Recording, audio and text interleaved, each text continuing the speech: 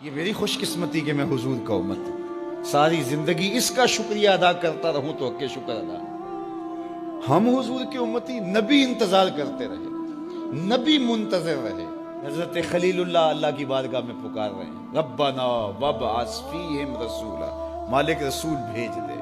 کوئی کہتا ہے لیسا بفظ ولا بغلظ، وہ ترشرو نہیں ہوگا، سخت مزاج نہیں ہوگا، ماتھے پہ شکنے لانے والا نہیں ہوگا، وہ پیار بانٹنے والا ہوگا، بس وہ آیا چاہ رہا ہے۔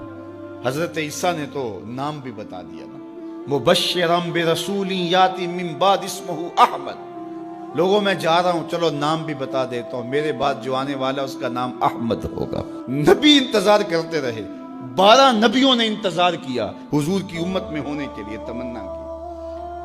نستورہ راہب انتظار کرتا رہا، بحیرہ راہب انتظار کرتا رہا۔ شب ہجر کی سختیاں کوئی اس سے جا کے پوچھے، تیری راہ تکتے تکتے جسے صبح ہو گئی۔ زندگیاں گزار دی انہوں نے، سلمان فارسی کی کہانی سن لو۔ مجوسی کے بیٹے تھے، حق کی طلب میں نکلے، باپ نے گھر سے نکال دیا۔ ایک پادری کے پاس جا کے رکے، زندگی بھر اس کی نوکری کی۔ جب اس کا آخری وقت آیا، اس نے کہا میری تدفین کے بعد غموریا چلے جانا، وہاں کا پادری خدا رسیدہ ہے، تجھے اس سے کچھ مل جائے گا۔ کہتے میں وہاں سے غموریا آ گیا، پھر اس پادری کی ساری زندگی خدمت کی۔ جب وہ مرنے لگا تو اس نے کہا کوئی ایسا شخص نہیں ہے جس کے پاس اب میں تجھے بھیجوں، لیکن نبی آخر الزماں کے ظہور کے لمحے آ گئے۔ تو یہاں سے یثرب چلا جا، وہ اس نبی کی ہجرت گاہ ہوگی، تیری زندگی سنور جائے گی، تو نے بڑی محنت کی ہے، بڑی نوکری کی ہے میری۔ کہتے میں نے اس کو کہا کہیں ایسا نہ ہو میں دھوکہ کھا جو مجھے کوئی نشانی بتا دے۔ اس نے کہا 3 نشانیاں، ایک صدقہ نہیں لے گا، دوسرا ہدیہ رد نہیں کرے گا، تیسرا 2 کندھوں کے درمیان مہر نبوت ہو۔ کہتے ہیں میں نے اس کی تدفین کی، یثرب کی جانب جاتے ہوئے ایک قافلے میں شامل ہو گیا۔ انہوں نے مجھے پکڑ کے اپنا غلام بنا لیا، لیکن میرے پہ مہربانی یہ کی کہ مجھے بیچا جا کے مدینے میں۔ ایک یہودی نے مجھے خرید لیا، میں اس کے باغ میں گوڈی کرتا تھا، کام کرتا تھا، کھجوریں توڑتا تھا، لیکن میں انتظار میں تھا کہ کبھی وہ نبی آخر الزماں آئے تو مجھے دید ہو، کبھی عرش پر، کبھی فرش پر، کبھی ان کے در، کبھی در بدر۔ غم عاشقی تیرا شکریہ، میں کہاں کہاں سے گزر گیا۔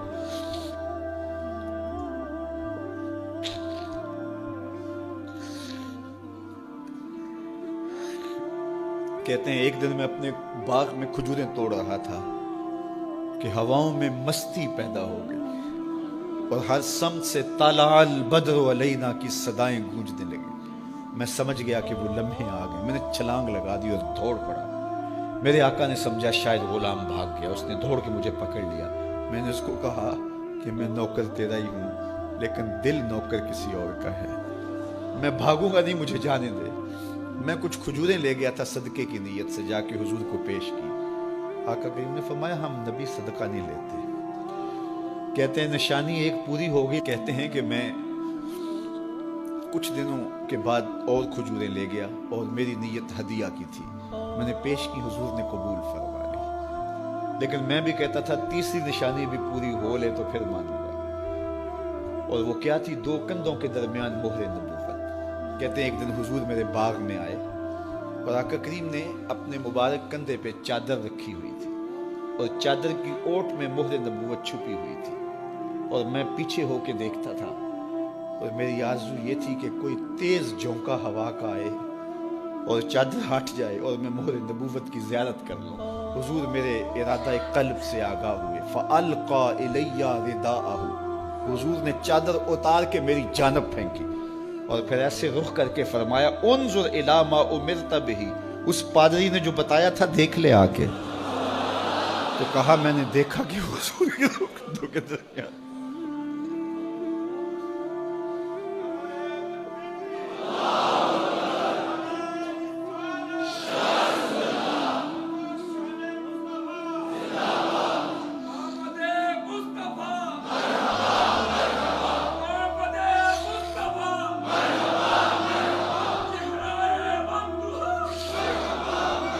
شب ہجر کی سختیاں کوئی اس سے جا کے پوچھے، تیری راہ تکتے تکتے جسے صبح ہو گئی۔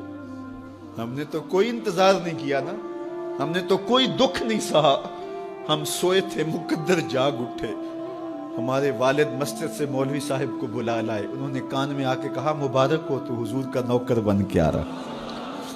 میرے والد گرامی ایک شعر جھوم کے پڑھا کرتے تھے, محمد جانے جانا ہے پیغمبر ہو تو ایسا ہو, رسولوں کی بشارت سے مبشر ہو تو ایسا ہو, امر توقیر کا سب کو موکر ہو تو ایسا ہو, کیا ہم کو غلام ان کا مقدر ہو تو ایسا ہو.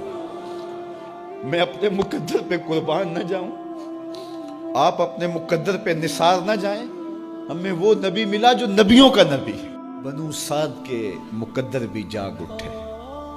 اللہ اکبر, کیا وہ خوش نصیب وادیاں تھیں, کیا وہ خوش بخت پہاڑ تھے بنو سعد کے, جہاں حضور نے زندگی کے ابتدائی سال گزارے. اللہ اکبر. حضرت حلیمہ سعدیہ کہتی ہیں جب میں حضور کو گھر لے گئی تو میرے گھر میں روشنیاں آ گئیں. باقاعدہ عورتوں نے کہا حلیمہ تو اتنی امیر ہو گئی ہے رات کو بھی دیا نہیں بجھاتی. بڑے امیر کبیر گھرانوں میں بھی رات کو لوگ دیا بجھا دیا کرتے ہیں, لیکن تو اتنی ہی امیر ہو گئی ہے کہ رات کو بھی تیرے گھر کا دیا نہیں بجھتا. تو حلیمہ سعدیہ نے کہا آؤ میں تمہیں بتاؤں میرے گھر میں دیا کون سا روشن. باقاعدہ ہم جولیوں کو بلایا, پالنے میں حضور تھے, اشارہ کر کے کہا ما کننا نحتاج الی السراج من یوم اخذنا ہو. جب سے یہ پیارا گھر آیا ہے میں نے سارے دیے توڑ دیے. دیے کی ضرورت نہ مشعل کی حاجت, عجب روشنی تو نے پائی حلیمہ, بڑی تو نے توقیر پائی حلیمہ, بنی تو محمد کی دائی حلیمہ. کہا ما کننا نحتاج الی السراج من یوم اخذنا ہو, جب سے یہ پیارا گھر میں آیا ہے میں نے سارے دیے توڑ دیے. جہاں روشنی چاہیے ہوتی ہے حضور کو اٹھا کے اس کمرے میں لے جاتے ہیں, وہاں انوار پھیل جاتے ہیں, روشنیاں پھیل جاتی ہیں. کیسے اجالے پھیلے, کیسی روشنیاں پھیلے. حلیمہ دا چھپر کھجوری دے تھلے, حوراں وچھالے نوری مسلے, فرش تو عرش تک پہ گئی دہائی, حلیمہ نے لٹ لئی خدا دی خدائی. اللہ اکبر. وہ سارا دن تو صحراؤں میں گھوم لیتی تھی, اسے جب بھوک لگتی تھی لبوں کو چوم لیتی تھی. بخت جاگے حلیمہ سعدیہ کے حضور ان کے گھر آئے. اللہ اکبر. جدھر سے گزرتے گئے نور پھیلتا گیا, انوار پھیلتے گئے. حضرت سیدہ طیبہ طاہرہ حضرت عائشہ سلام اللہ علیہا فرماتی ہیں کہ میں کچھ سی رہی تھی کہ میرے ہاتھ سے سوئی گر گئی. اب حضور کے گھر میں دیے میں جلانے کے لیے تیل بھی نہیں تھا. میں پریشان تھی, سوئی گر گئی. اتنے میں حضور تشریف لائے. حضور مسکرائے, کہتی ہے میں نے گمی ہوئی سوئی تلاش کر لی. اللہ اکبر. تو یہ روشنی تھی, یہ انوار تھے. اللہ اکبر. اذا ضحک یتلالع فی الجدر, جب حضور مسکراتے تھے سامنے والی دیواروں پہ عکس پڑتا تھا. اللہ اکبر. جب مسکراتے تھے نور پھیل جاتا تھا. اذا تکلم رؤیا کالنور یخرج من بین ثنایاہ, حضور کے سامنے والے دانتوں میں ہلکا سا فاصلہ تھا, اور جب آقا کریم گفتگو کرتے تھے وہاں سے نور کی کرنیں چھن چھن کے نکلتی تھیں, انوار پھیل جاتے تھے. ایسا نوری ماحول, ایسا نورانی چہرہ. حضرت ابو ہریرہ بولے کل قمر لیلۃ البدر لم ارى قبلہ ولا بعدہ مثلہ. کیا پوچھتے ہو, 14ویں رات کا چمکتا ہوا چاند تھے میرے حضور.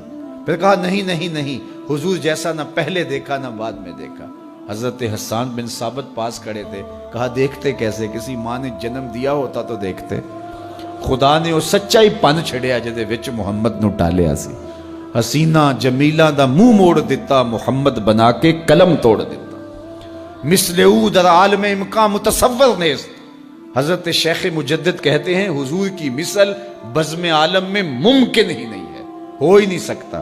اور اقبال کا لہجہ بھی دیکھیے, رخ مصطفیٰ ہے وہ آئینہ کہ اب اس سا دوسرا آئینہ نہ کسی کی بزم خیال میں نہ دکان آئینہ ساز میں.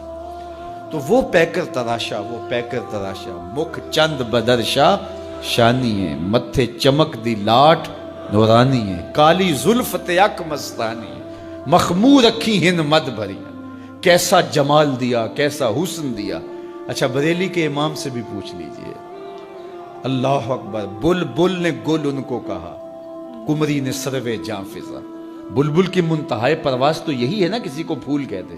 بلبل نے گل ان کو کہا، کمری نے سروے جاں فضا، حیرت نے جھنجھلا کر کہا یہ بھی نہیں وہ بھی نہیں. خورشید تھا کس زور پر، کیا بھر کے چمکا تھا قمر، بے پردہ جب وہ رخ ہوا یہ بھی نہیں وہ بھی نہیں.